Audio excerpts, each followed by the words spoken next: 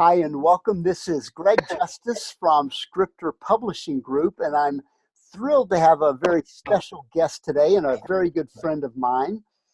Mark Rothstein is here to talk to us about the legacy of Jack LaLanne. And so excited to talk to Mark today. And let me give you a little bit of a background about Mark and his experience in our industry. Mark's company is called World of Rope Jumping, and Mark actually holds a Guinness Book of World Records for the longest consecutive rope jumping event. And I believe, if I'm not mistaken, you can correct me, Mark, but I believe it was for 36 hours. Is that correct? That's correct. Yes. 36 hours. Think about that. 36 hours of jump roping. My goodness. And Mark is also an inductee of the National Fitness Hall of Fame. Was inducted actually the same year a mutual friend of ours was inducted, Kathy Friedrich, and that was in 2011. And Mark and I have gotten to know each other over the last several years, and he's just a wonderful friend and really a fitness icon. He's been in the industry for close to 4 decades. And so I'm just very excited to have you here as a guest today, Mark. Thank you for joining me.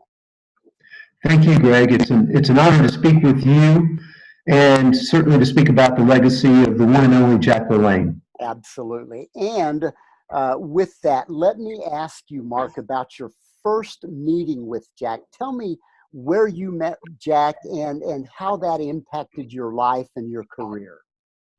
Well, obviously, as a little boy, and having watched my grandparents exercise 2 Jack LaLanne's television shows back in the 50s and 60s, I knew of Jack LaLanne, and he was an icon for me as a little boy.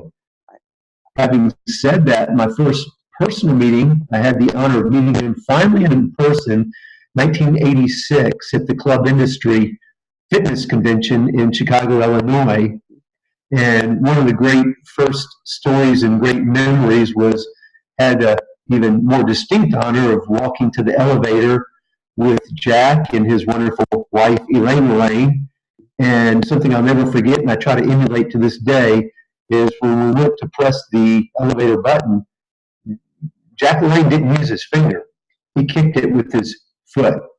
He would raise his leg up as high as need be, press the elevator button so you could see his flexibility, his balance. I believe he was in his 70s at the time and still able to press an elevator button with his foot. So what a great first meeting and great memory to my all-time #1 mentor.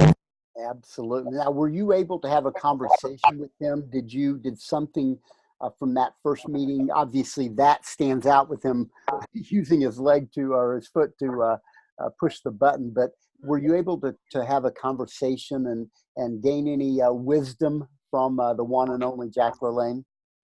Well, absolutely. He was always so humble, and and to people like you and I, he is the man. He is indeed the godfather of fitness. His legacy is that which we try to attain and think about each and every day we wake up and go to work, in trying to have a positive impact on people. And having said that, he always had time to converse with people, and especially when he knew that people were also in the fitness industry. And he started out right away with many of his great sayings, and I remember from day one of our first conversation, Mark, you have to work at living. And he had a way of saying things so profoundly, but yet so important and vital to a good quality of life. And that was one of the key things that I remember is you have to work at living. And another one that I remember and have often seen it in print since is saying about, well, exercise is king, nutrition is queen, and together they create your kingdom. Yes, absolutely. In fact, that's one of the cards that I have here. One of the postcards that I have, and here's what the saying I don't know if you can see that, but I'm holding it up for the rest of the audience. Exercise is king, nutrition is queen, put them together, and you've got a kingdom. It's terrific. And kind of a follow-up to that saying, because Jack did talk about working at living. He would always say, "Hey, dying is easy. You got to work at living." So I love the fact that he actually said that directly to me. That was one of my favorite sayings of his, and so I appreciate hearing that. Now, Mark, let me ask you this: do you have any other stories that really stuck with you about Jack, or interactions with Jack that you'd like to share?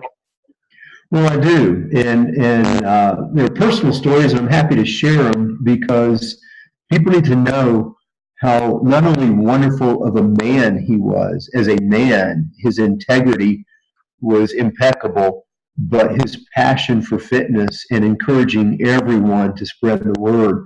But on a personal note, when I first filmed and produced my first rope jumping instructional video back in 1991, I was it was always an honor for me to send Jack LaLanne a copy of that, and I sent him two copies, with a letter in there asking if one, it'd be an honor for him to accept this as my all-time mentor, and secondly, would he mind autographing and sending back for me to have in my little fitness museum here at home.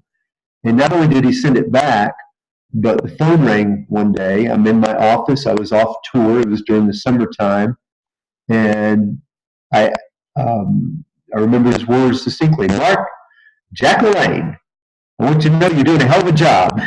and, and I'm like actually literally breaking out into a cold sweat. You know, that my all-time mentor is speaking to me on the phone, and what do I say? What do I do? You know, it's kind of like when the person that means the most to you, aside from family, you know, your all-time mentor, your hero, for lack of a better word, calls you on the phone. Wow. Just out of the blue. And that's the kind of guy he was. Yes. He didn't think too much of himself. He always wanted to spread the word of fitness. But that first phone call, I still remember, you know, every word he said and how powerful it was and how inspirational it was to me. Wow, that is impactful. And now I will say, just as a follow-up to what you had talked about earlier about your kind of personal Hall of Fame in your home, I've actually had the good fortune to see that, and it is a wonderful, wonderful Hall of Fame in your home. So thank you for allowing me to see that and sharing that story. That's a terrific story. Well, and if I can add just one little addendum to that, Please, please. and thank you for mentioning my you know, it's always been it was a pleasure to have you here in Sedona at the house. But I actually dedicated my 2011 induction to the memory of Jack LaLanne, That's awesome. who had passed, you know, just a few months prior to that. And I have in my home a framed, personally written note from Elaine, thanking me for that. And it basically, I'm paraphrasing, says, from our athletic hearts, speaking on behalf of Jack and her, it was just a letter of congratulations for the fitness induction. But that's probably the most important piece of handwritten memorabilia that I could ever have, is that note from Elaine LaLanne. That's amazing. I'm going to share that story with Elaine, and she will really appreciate hearing that. Thank you for sharing that one, Mark. That's special. Let me ask you this: as far as legacy, because we're talking about Jack LaLanne's legacy. When you think about what Jack left to the industry, to the world at large, what do you feel like his legacy is? It's almost too big to put into words, but I can try. You know, we call him our godfather of fitness, and I think that's a very apropos statement. He was easily a half century ahead of his time. He was a trendsetter. He was a role model. He was an inspirer. And I think folks that are our age, presently in our 50s, or I just turned 60 last February, you know, we're a generation that remembers him if we're in the fitness industry.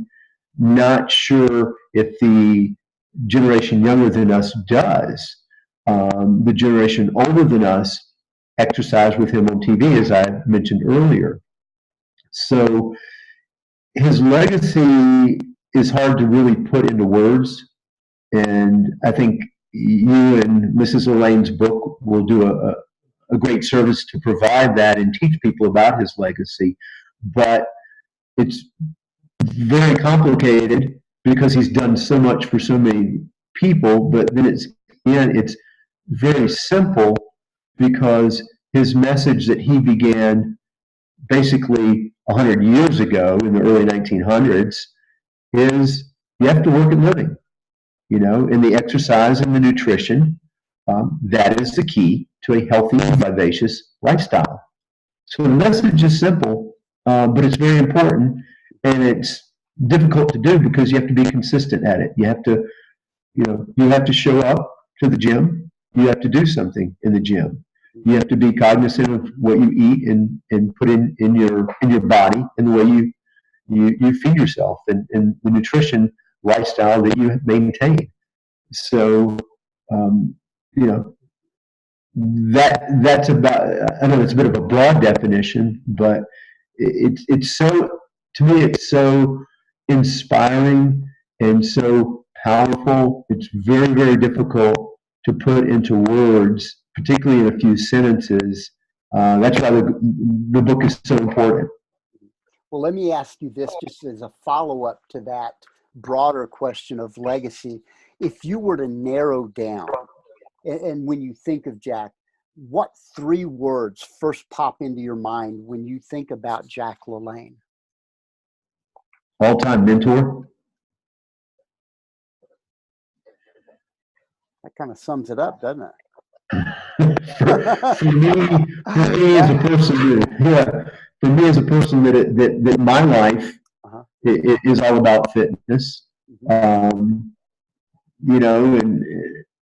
that sums up for me. In general, you can use words, and again, words can't describe it because it starts to become emotional. The way in which he changes people's lives and inspires them, but inspiring to all. Right. Could be another 3-word phrase. Godfather of fitness, as we mentioned, can be another 3-word phrase. And I could probably go on and on, but you understand the meaning of what he means to me, and I know to millions.